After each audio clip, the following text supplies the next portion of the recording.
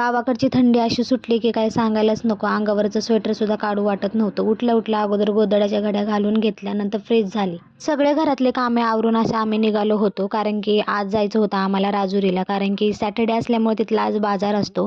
ह्यांचं चाललं होतं की चल तुला बाजार दाखवून आणतो. मग असं छान रेडी झालोत आणि आम्ही सगळे निघालो. तर ह्या ताई पण आमच्यासोबत निघाल्या होत्या, कारण त्यांचं पण छोटंसं काम होतं तिथं, ते पण करायचं होतं. म्हटलं की चला सोबतच जाऊया.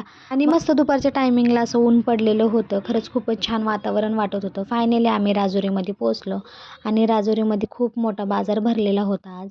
आम्ही पण तिथून थोडीफार खरेदी केली, त्याच्यानंतर भेळ वगैरे घेतली आणि निघालो घराकडे. त्यावरून जात असताना आम्हाला भरपूर असे ट्रॅक्टर दिसले, ज्याच्यामध्ये खूप सारा ऊस होता. तुला खूप ऊस आवडतो, त्याच्यामुळे त्याच्या पप्पाने त्याला ऊस घेऊन दिला आणि आम्ही सगळे घरी आलो. मग घरी आल्यानंतर चहा वगैरे घेतला आणि येतानाच मेथीची भाजी घेऊन आलो होतो. म्हणलं की चला बसल्या बसल्या मेथीची भाजी पण निसून घ्यावी.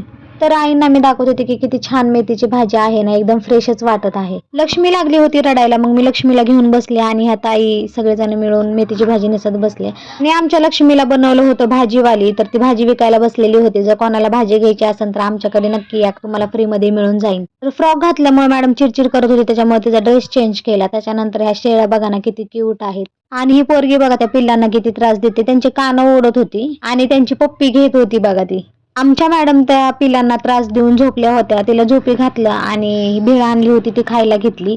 खरंच खूपच टेस्टी लागत होती, काही वेगळी चव होती त्याची. तर आपला ब्लॉग इथंच संपतो. भेटूया नेक्स्ट ब्लॉग मध्ये. बाय.